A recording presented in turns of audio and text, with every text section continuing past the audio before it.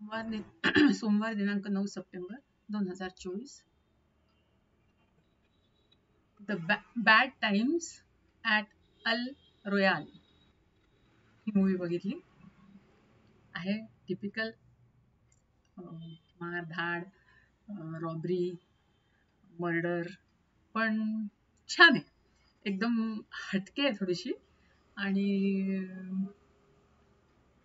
जे काही चाललं आहे किंवा जे काही होतं त्याच्यात, तर ते थोडंसं डिफरंट आहे अगदी नॉर्मल सगळ्या मुलींपेक्षा. त्यामुळे थोडंसं बरं वाटलं चेंज. आता हे जे अल रोयाल असतं हे हॉटेलचं नाव असतं, आणि 10 वर्षापूर्वी तिथे एक इन्सिडेंट घडला असतो, आणि नंतरची सगळी स्टोरी बाकीची 10 वर्षानंतर होते. तर 10 वर्षापूर्वी एका माणसाने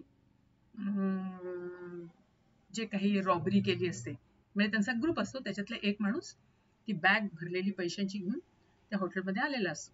बुक केली असते त्याने रूम, आणि बुक केल्यावर तो सगळं त्या फळ्या बिळ्या काढून खाल्ल्या त्यांनी खाली बेसमेंटला ती पिशवी लपवली असते पैशांनी भरलेली बॅग, आणि सगळं असं रिलॅक्स होऊन तो बसलाच असतो, आणि तेवढ्यात दारावर टकटक होते, आणि तो दार उघडतो, म्हणजे बघतो त्यांच्याच ग्रुपमधला असतो म्हणून तो फटकन उघडतो. तर तो माणूस लगेच त्याला गोळी घालून ठार मारतो, आणि शोधाशोध करतो, पण काय नाही, चालला तो. म्हणजे थोडक्यात त्यांच्याच ग्रुपमधल्या एका माणसाने बदमाशी केली असते, आणि ते असं पैसे सगळे स्वतःच घ्यायचे म्हणून, आणि तो निघून गेला असतो.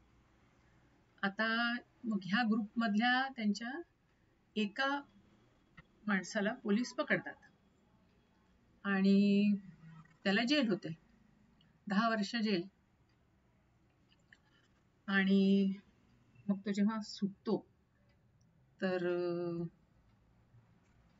पळच काढतो थोडक्यात तो, म्हणजे जेलमधून निघतो तेव्हा आता त्याला तेच असतं की पैसे तर कोणालाच माहिती नसतात कुठे ठेवलेले, फक्त यालाच माहिती असतं. तर फक्त त्याला रूमचं जरा कन्फ्युजन असतं, तर म्हणून तो पाद्री बनून तिथे येतो, आणि ते हॉटेल पूर्ण बदललेलं असतं पूर्वीच्या त्या 10 वर्षांपूर्वी. तेव्हा खूप चहलपहल, सगळं हसल बसल असायची, पण आता एकदम शांत, कोणी रिसेप्शनवर पण कोणी नसतं. मग तो तर त्याच्याच पाठोपाठ एक अजून मुलगी येते, निग्रो. त्याच्यानंतर अजून एक मुलगी येते, एक अजून माणूस येतो. तर असे जो एक माणूस येतो तो डिटेक्टिव्ह असतो.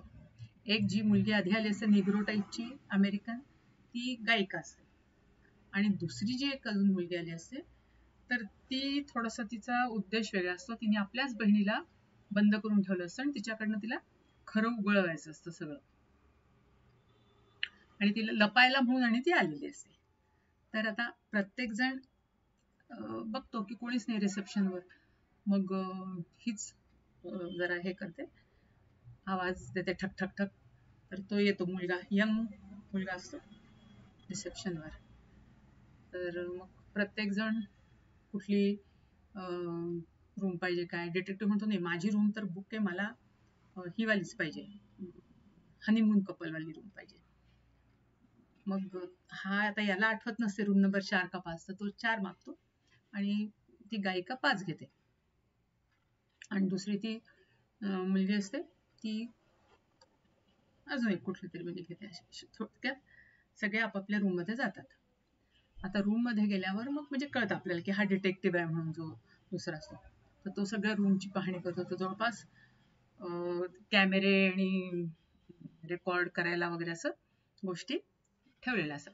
म्हणजे त्याला हे कळतं की इथे चोरून व्हिडिओ शूट केलं जातं, आणि रेकॉर्ड पण केलं जातं, आणि ते म्हणजे त्यांना मग जे मोठे मोठे माणसं येत असतील त्यांचेच टेप्स बनवून ते ब्लॅकमेल करतात. मग तो शोधायला जातो की आणखीन काय काय आहे काय नाही. तर सगळ्यात आधी तो जेव्हा फोन करतो आपल्या बॉसला की बाबा इथे असे असे लोक आलेले आहेत, आणि असा असा प्रकार आहे इथे, तर मग त्याला सगळे म्हणतात की म्हणजे मी येणार आहे तर मी येईपर्यंत तू कोणाला जाऊ देऊ नकोस तिकडनं. तर मग हा सगळ्यांच्या त्या कारमधले वायर बियर सगळं काढून टाकतो. आणि मग आता जेव्हा मागच्या बाजूनी तो जातो तर प्रत्येक रूम मध्ये जो मिरर असतो तर त्या मिररची मागची जी बाजू असतो अशी एक लेन असते. तर त्या मिररची मागची बाजू म्हणजे तिकडनं आपल्याला म्हणजे तो वन साइड ग्लास असतो. आतून तुम्हाला मिरर आहे पण बाहेरच्या बाजूने बघितलं तर तुम्हाला आतल्या रूम मधलं सगळं दिसतं. आणि खाली त्याला एक स्विच असतं तिथेच. तर ते ऑन केलं की तुम्हाला ऐकू पण येत असतं. तर मग तो बघतो एकेकाच्या रूम मध्ये जाऊन काय. तर तो फादर फळ्या काढून शोधायचा काहीतरी प्रयत्न करत असतो. ही गायिका आपली प्रॅक्टिस करत असते गाण्याची वगैरे. आणि ती जी तिसरी मुलगी असते ती तो बघतो की तिने आपल्या बहिणीला आणलंय कारच्या डिकीमधून काढून आणि बांधून ठेवलंय. मग आता ह्याला म्हणजे कळत नाही काय आता काय करावं. मग तो विचार करतो की आपण हिला रेस्क्यू करूया. तरी त्याला म्हणजे सगळ्यांनी म्हटलं असतं की तू बाकीच्या भानगडीत पडू नको, तू फक्त आपलं जे काम आहे ते कर. तरी तो तिच्या रूम मध्ये जाण्याचं ठरवतो. आणि इकडे आता याला जेव्हा फादर म्हणजे जो फादर बनला असतो चोरच असतो तो, तर त्याला जेव्हा सापडत नाही मग त्याला असं वाटतं अरे आता आपल्याला रूम नंबर 5 मध्ये बघायला पाहिजे. मग आता 5 मध्ये बघायचं म्हणजे ती मुलगी त्या गायिकेची आहे. मग आता तिच्याशी आधी फ्रेंडशिप केली पाहिजे आणि मग आपल्याला ते म्हणजे बघता येईल. म्हणून तो तिच्याशी दोस्ती करतो, तिच्याशी छान बोलतो वगैरे. तर दोघेही तो म्हणतो डिनरला चालतेस का असं वगैरे. तर दोघेही जेव्हा बाहेर येतात लाऊंजमध्ये डिनर करता तर तो तिच्या ड्रिंकमध्ये हे मिसळतो नशेचं म्हणजे ती बघते. मग ती त्याला बाटली फेकून मारते आणि बाहेर पडते. त्याच वेळेस हा जो डिटेक्टिव्ह असतो तो हिच्या जिने आपल्या बहिणीला किडनॅप केलं असतं तिच्या रूम मध्ये गेला असतो. तर ती उघडत नसेल तर हा जबरदस्ती उघडतो आणि तिला म्हणतो काय चाललंय. तर ती त्याला सरळ गोळीच मारते जोरात. आता गोळी जेव्हा मारते तेव्हा तो त्या मिररच्या अपोजिट उभा असतो. आणि त्याच वेळेस हा जो मॅनेजर असतो छोटा मुलगा तर तो पण त्या लेन मध्ये असतो. तर ती गोळी ह्यालाही लागते आणि तोही म्हणजे काचा त्या सगळ्या उडून तो पण जखमी होतो. आता थोड्या वेळाने ह्याला जेव्हा फादरला हे येते जाग येते म्हणजे त्याच्या डोक्यावर तिने बाटली मारली सर त्याला तो होशमध्ये येतो. तर तो बाहेर येतो बघतो तर ही कारमध्ये लपून बसलेली ट्राय करते की कार चालू व्हायला पण कार चालूच होत नसते. मग तो बाहेर येऊन तुला कन्व्हिन्स करतो आणि म्हणतो की तू मला आत येऊ दे मी तुला काही करणार नाही तू ऐक आधी माझं. आणि तिने त्याच्यावर गन रोखलेली असते कारण तिने बाहेर आधीच जाऊन तिथे लपलेली असते आणि तिने हे सगळं पाहिलेलं असतं की त्या रूम मध्ये काय झालं. त्या मुलीने डिटेक्टिव्हला गोळी मारली त्याच्यामुळे ती पळून जायचाच विचार करत असते. मग ती फादरला सांगते सगळं. मग आणि तीच गन त्या डिटेक्टिव्हची तिने रोखून धरली असते त्याच्यावर. मग फादर सगळं सांगतात की मी काही फादर नाहीये. मी रॉबरी केलेली आहे 10 वर्षांपूर्वी आणि असे पैसे ते लपवून ठेवलेले. पण आता ते चुकून मला रूम माहित नव्हती तर ते तुझ्याच रूम मध्ये असणार. तर वाटलं तर तू कारण आता मी एकटाच राहिलेला मला काही कोणाला ते द्यायचे नाहीये. तर तू आपण 50-50 करूया. तर आता तुझं काम आहे की तू कारण या रूमच्या मागून ते सगळं दिसतं. म्हणजे त्या लेन मधून गेलं की आत काय चाललंय ते दिसतंय आवाजही ऐकू येतो. त्याच्यामुळे तुझं काम आहे की तू म्हणजे असं खोटं बनाव करून किंवा आपलं गाणं वगैरे म्हणून म्हणजे त्या आवाजात मी माझं काम करू शकतो. ती शेवटी तयार होते.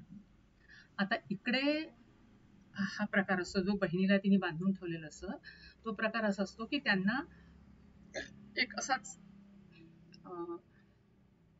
माणूस गाठ पडला असतो त्यांच्या सिटीमध्ये आणि तो फुकटचं लोकांना म्हणजे हॅरेस करायचं काम करतो. म्हणजे दाखवत असतो की मी तुम्हाला खूप हेल्प करतो किंवा मला खूप नॉलेज आहे माझ्यामध्ये खूप ताकद आहे आणि मी सगळ्यांचा विचार करतो. पण ऍक्च्युली त्याला नुसतं सेक्स करता मुली पाहिजे असतात आणि पैसा पाहिजे असतो. तर थोडक्यात त्याच्या बहकाव्यामध्ये हिची बहीण आलेली असते आणि ती पूर्ण त्याच्याशी म्हणजे अगदी डिवोटी झाली असते त्याची, त्याच्यावर काहीही करायला म्हणजे तयार असते. तर त्याच्या चंगुलमधून हिने त्याला सोडवून म्हणजे पळवून आणि तिने बांधून आपल्याबरोबर आणलेलं असतं. तर आता हा जेव्हा म्हणजे ज्याला जेव्हा कळतं की तिच्या बहिणीने हे काम केलंय, तर तो आपल्या काही टाळक्यांना घेऊन तिथे पोचतो, म्हणजे त्याला सापडतं ते.